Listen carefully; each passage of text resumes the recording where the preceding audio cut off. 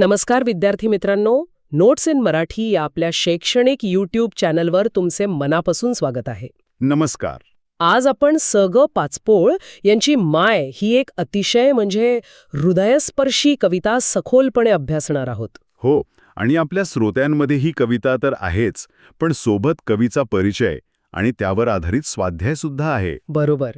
आणि आपलं आजचं उद्दिष्ट काय म्हणतात त्याला, केवळ कवितेच्या प्रत्येक ओळीचा अर्थ समजून घेणं नाहीये, नाही, तर त्यातील भावना अनुभवणं हे जास्त महत्वाचं आहे.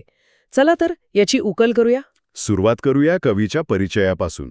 स.ग. पाचपोळ म्हणजे 1950 ते 2005 हा त्यांचा कार्यकाळ. आणि ते साखरखेड्याच्या कनिष्ठ महाविद्यालयात मराठी आणि समाजशास्त्र शिकवायचे. हो, स.ग. पाचपोळ यांची कविता हा त्यांचा प्रसिद्ध कविता संग्रह आहे. आणि या कवितेचा जो गाभा आहे तो खूप महत्वाचा आहे. नक्कीच. एका अशिक्षित आईने मुलाच्या शिक्षणासाठी घेतलेले अपार कष्ट आणि त्याबद्दल मुलाच्या मनात असलेली कृतज्ञतेची भावना. आणि ही फक्त एका मुलाची कहाणी नाही असं मला वाटतं. नाही, अजिबात नाही. ही अनेकांची कहाणी आहे. चला तर मग कवितेच्या पहिल्या ओळींपासूनच सुरुवात करूया. किती सुंदर सुरुवात आहे पहा. हंबरून वासराले चाटते जवा गाय. तिच्या मंदी दिसते मले तवा माई माय. हो, आणि इथे जी प्रतिमा वापरली आहे ना ती खरंच खूप आकर्षक आहे. अगदी. गाय ज्या वात्सल्याने ज्या प्रेमाने वासराला चाटते ते पाहून कवीला थेट आईची आठवण येते. यात आईच्या प्रेमाची तीव्रता आणि सहजता दोन्ही गोष्टी व्यक्त होतात की नाही. बरोबर. आणि भाषेकडे बघा. गाय्या, मले, तवा हे शब्द कवितेला एक ग्रामीण स्पर्श देतात. हो ना. हे जर प्रमाण भाषेत लिहिलं असतं तर त्यातली मजा गेली असते. नक्कीच.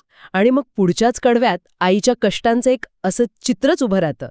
फणकाट्या वेचायले माय जाया वाणी. पायात लसे वाण साधी हिंडे अनवाणी. इचू काट्याले भी तिचा मोजत नव्हता पाय. हे चित्र फक्त दारिद्र्याचं नाहीये. मला वाटतं हे आईच्या सहनशीलतेचं आणि तिच्या दृढ निश्चयाचं चित्र आहे. हो, म्हणजे मुलाच्या भविष्यासाठी ती स्वतःच्या त्रासाची पर्वाच करत नाही. अजिबात नाही. विंचू, काटे हे तिच्यासाठी जणू अस्तित्वातच नाहीत. तिचे अणवाणी पाय हे तिच्या त्यागाचं प्रतीक बनतात. आणि इथे गोष्ट आणखी रंजक बनते. जेव्हा कवी सुट्टीत घरी यायचा तेव्हा काय व्हायचं? तेव्हा आईचं रूप पूर्ण बदलायचं. सुट्टीमंदी जेव्हा मी येत होतो घरी, उसनं पसनं आणून खाऊ घाले नानापरी. यात एक सुंदर विरोधाभास आहे, नाही का? आहे. स्वतः इतके कष्ट सोसणारी आई मुलाला मात्र काही कमी पडू देत नाही. उसनं पसनं आणून हे शब्द तिची आर्थिक परिस्थिती दाखवतात. पण करू नको घाई म्हणे पोटभर खाय हे तिचं अमर्याद प्रेम दाखवतं. बरोबर. पण या सगळ्या प्रवासात एक अडथळा आहे, आणि तो म्हणजे कवीचे वडील. हो. बाप माया रोज लावे मायच्या मागं टुमणं, बस झालं शिक्षण याचं घेऊ दे हाती रुमणं. आणि पुढची ओळ तर आणखी स्पष्ट आहे.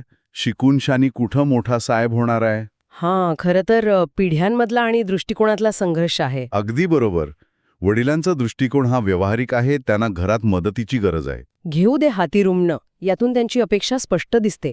त्यांना शिक्षणाचं महत्त्व त्यावेळी कदाचित पटलेलं नसेल. हो, आणि ते साहजिकही होतं त्या काळात. मग इथे आई कशी खंबीरपणे उभी राहते ते पहा. तिची प्रतिक्रिया खूप महत्वाची आहे. माय म्हणे तुम्हाले माझ्या गळ्याची आण, भलतं सलतं सांगून त्याचे भरून ता कान. आईची ही प्रतिक्रिया तिच्या दूरदृष्टीची साक्ष देते. गळ्याची आण घालणे आणि कान भरणे हे वाक्प्रचार तर संवादाला अधिक जिवंत करतात. हो ना. आणि मग कवी जी उपमा देतो ती तर अप्रतिम आहे. कोणती? भरू न येतं डोळ्यात तिच्या तापी पूर्णा माय. हो, तिच्या डोळ्यांतून वाहणाऱ्या अश्रूंना थेट तापी पूर्णा नद्यांची उपमा. यातून कवीने तिच्या दुःखाला आणि तिच्या निश्चयाला एक भव्य परिमाण दिलं आहे. आणि या सगळ्यामागे आईचं स्वप्न काय होतं? हेच तर या कवितेचं हृदय आहे. बोलता बोलता एकदा तिच्या डोळ्यात आलं पाणी, म्हणे कव्हा दिसन सांग मले राजा तुही राणी. आणि मग ती शेवटची ओळ. या डोळ्यानं पाहिंद्री मी दुधावरची साय. दुधावरची साय. किती सुंदर कल्पना आहे. हो. तिचं स्वप्न फक्त मुलाचं यश पाहणं आहे. तुही राणी म्हणजे त्याची पत्नी, त्याचं सुखी घर. आणि दुधावरची साय म्हणजे त्याच्या यशाचं, सुखाचं सार. बरोबर.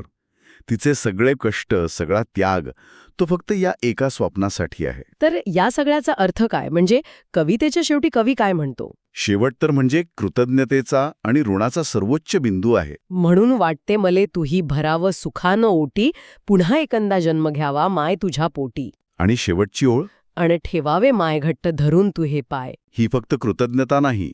आईने दिलेलं प्रेम आणि केलेले त्याग यांची परतफेड शक्य नाही याची जाणीव कवीला आहे. म्हणूनच तो पुन्हा तिच्या पोटी जन्म घेण्याची इच्छा व्यक्त करतो. हो, आणि तिचे पाय घट्ट धरून ठेवण्याची इच्छा, जे भारतीय संस्कृतीत सर्वोच्च आदराचं लक्षण मानलं जातं.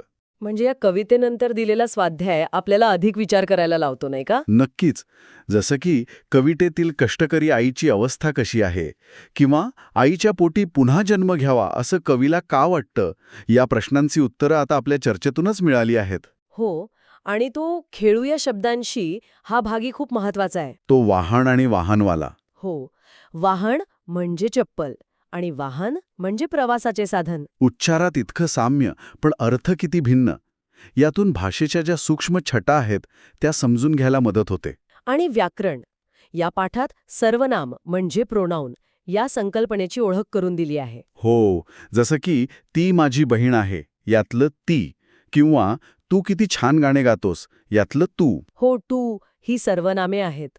आणि स्रोतांमध्ये पतंग उडवणाऱ्या मुलांचं जे चित्र आहे ना, हो, आणि त्या खालच्या रिकाम्या जागा. हो, आम्ही आज पतंग उडवणार आहे, किंवा ती पतंग छान उडवते, अशा उदाहरणांमधून व्याकरण शिकणं किती सोपं आणि मनोरंजक होतं. बरोबर. म्हणजे व्याकरणाचे नियम अशा प्रकारे रोजच्या उदाहरणांशी जोडले की ते जास्त चांगले लक्षात राहतात. नक्कीच.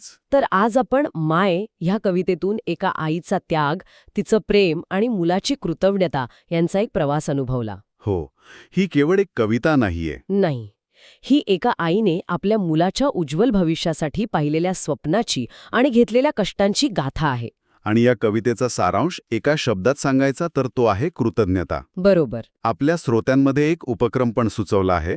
साने गुरुजींचं श्यामची आई हे पुस्तक वाचा. मला वाटतं ह्या कवितेतील भावना अधिक खोलवर समजून घेण्यासाठी तो एक उत्तम मार्ग आहे. नक्कीच.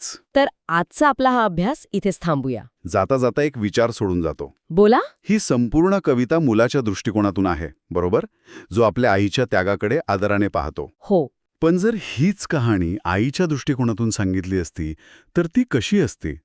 मुलाच्या यशापलीकडे तिची स्वतःची अशी कोणती अपूर्ण स्वप्न किंवा भीती असेल का? हा विचार करण्यासारखा मुद्दा आहे. हो, ज्या कधी बोलल्याच गेल्या नाहीत, त्यावर विचार करायला नक्कीच वाव आहे.